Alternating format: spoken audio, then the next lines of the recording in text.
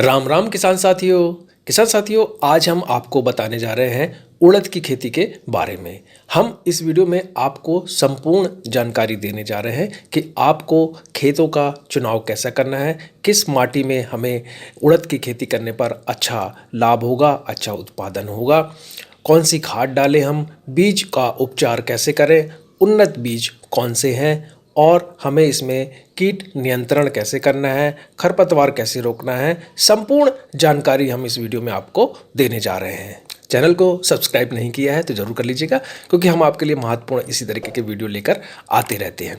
और bell icon की घंटी को ज़रूर बजाइएगा, अगर वो नहीं बजाएंगे आप तो आपके पास नोटिफिकेशन नहीं पहुंचेंगे। अगर आप इसकी फसल गर्मियों में करना चाहते हैं तो आप फरवरी लास्ट वीक में आप इसकी बुआई कर दें और आप इसको अप्रैल तक इसकी बुआई कर सकते हैं। वहीं अगर आप बारिश के समय पे आप करना चाहते हैं तो आप इसकी बुआई जो है जून के अंतिम सप्ताह में आप कर दीजिए। इससे क्या होगा कि एक सही समय बुआई का रहेगा और आपको आगे चल के अच्छा उत्पादन मिलेगा। सबसे पहले हम बात करते हैं कि खेत का हमको चयन कैसे करना है और तैयारी कैसे करनी है। तो देखिए, सबसे पहले आप ये ध्यान रखें कि आप जो खेत का चुनाव करने जा रहे हैं वहाँ पे जल निकास की व्यवस्था अच्छी होना चाहिए, पानी का जमाव वहाँ नहीं होना चाहिए, नहीं तो फसल हमारी नुकसान दे सकती है। और बलुई दोमट मिट्टी जो होती है इसके लिए बिल्कुल उपयुक्त होती है। देखिए, सबसे पहले आपको क्या करना है कि आप मिट्टी पलटने वाले हल से आप अच्छी तरीके से जुताई कर लीजिए। उसके बाद आपको क्या करना है कि 2 या 3 जुताई आपको देसी हल से करना है। उसके बाद आप क्या करें कि अच्छी तरीके से पाटा लगा लें। ध्यान रखें कि जब हम बुआई करने जा रहे हैं तो खेतों में नमी बरकरार होना चाहिए। अब बात कर लेते हैं हम कि बीजों उपचार हमको कैसे करना है। देखिए, क्या होता है, कई किसान बिना बीज को उपचार किए ही उसको खेतों में डाल देते हैं और फसल की तैयारी शुरू कर देते हैं।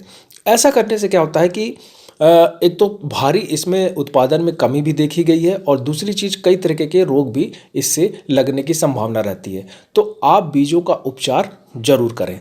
बीज शोधन के लिए आप क्या करें कि करीब 2.5 ग्राम आपको कार्बनडाजिम लेना है और 2.5 ग्राम आपको थीरम लेना है और प्रति किलो के दर के हिसाब से आपको इसको इस्तेमाल करके आपको बीजों का शोधन करना है। अब सबसे ज़रूरी जो बात है कि हमें पौधे की जो दूरियां रखना है वो कितनी रखना है। देखिए, अगर हम पौधों को नज़दीक में रख देते हैं तो उससे काफ़ी कुछ दिक्कतें होती हैं। पोषक तत्व जो है अलग अलग जो हमारा जो पौधा होता है वो नहीं ले पाता है, इसलिए एक उचित दूरी होना बेहद ज़रूरी रहता है। देखिए, जब हम बुवाई करते हैं तो पौधे की जो दूरियां रहती हैं काफ़ी नज़दीक होती हैं, तो हमें उचित दूरी रखना है और हर पौधे की दूरी हमको करीब 10 सेंटीमीटर रखना है। अब बात कर लेते हैं कि हमें उड़द की खेती में कौन सी खाद और उर्वरक का उपयोग करना है। तो देखिए, उड़द की खेती के लिए आपको क्या करना है कि प्रति हेक्टेयर के हिसाब से आपको नाइट्रोजन 20 किलोग्राम ले लेना है और फास्फोरस आपको लेना है 40 से 50 किलोग्राम और वहीं पोटाश हमको जो लेना है वो 30 से 40 किलोग्राम हमको लेना है। और इसको हमें डालना कब है? जब हम अंतिम जुताई करते हैं उस समय हमें इसका प्रयोग करना है।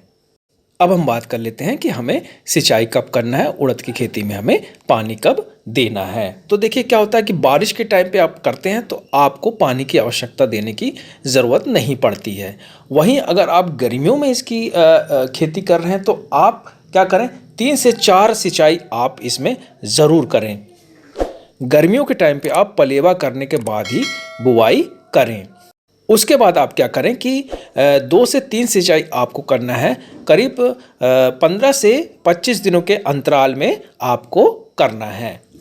देखिए, बेहद ज़रूरी है कि आप ये देखें कि जब फूल बन रहे हों उस समय पर आप खेतों में पर्याप्त नमी होना बेहद ज़रूरी होता है। अगर नमी नहीं होगी तो फूल आपके उस तरीके से नहीं बढ़ पाएंगे और वो मुरझा भी सकते हैं।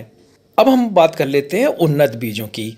तो देखिए किसान साथियों, इसमें वैसे तो ज़्यादा रोग लगते नहीं हैं, लेकिन एक चितकबरा रोग जो होता है वो इसमें लगता है। तो उसकी भी कुछ प्रतिरोधी किस्में हैं जो मैं आपको बताने जा रहा हूँ। अगर उसको आप लगाते हैं तो ये रोग आपके फसल में नहीं आ पाएगा। माश 479, पंत उर्द 31, IPU 02 और 43। इसके बाद LBG-20 ये किस्में जो हैं वो चितकबरा जो रोग होता है उसकी प्रतिरोधी किस्में हैं। देखिए, गर्मियों में खेती अगर आप करना चाह रहे हैं तो उसकी जो किस्में हैं वो इस प्रकार हैं: KU-301, TU-94-2, आज़ाद, उर्द-1, LBG-402। ये आप रबी की सीजन में इन किस्मों का इस्तेमाल कर सकते हैं। खरीफ में अगर आप करना चाहते हैं तो आप KU-309, KU-99 या 21, इसके अलावा AKU-15 ये किस्में आप इस्तेमाल कर सकते हैं।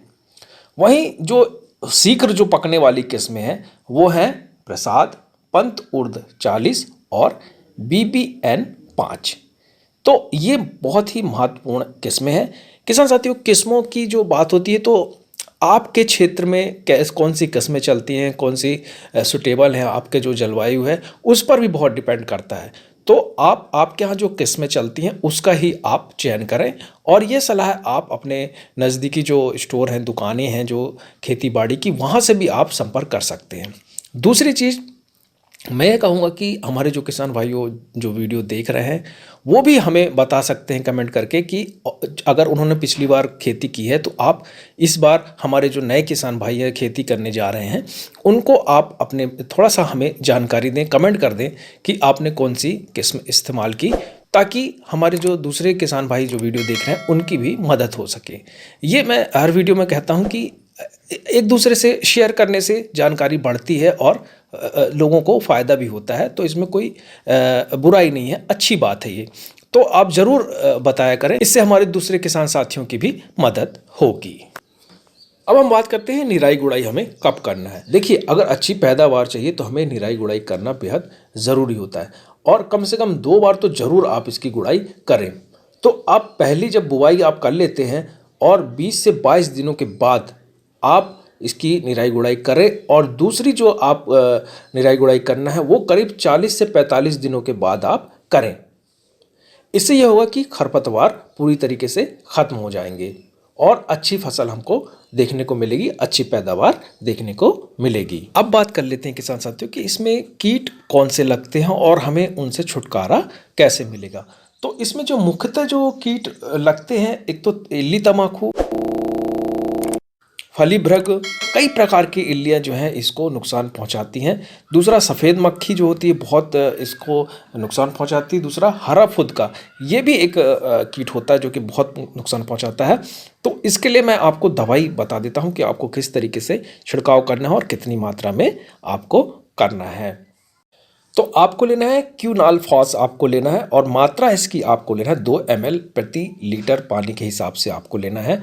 और जितना आपको मात्रा इसकी बनानी है, आपके खेत में कितना ये लगभग लग जाएगा, उस हिसाब से आपको इसका छिड़काव करना है। अब हम बात करते हैं सफ़ेद मक्खी। अब सफ़ेद मक्खी के लिए आपको क्या करना है कि डाइमिथोएट आपको लेना है, 30 ECA लेना है, और ये भी आपको करीब 2 मिलीलीटर आपको लेना है। 1 लीटर पानी के हिसाब से आपको इसको घोल बनाना है और छिड़काव करना है।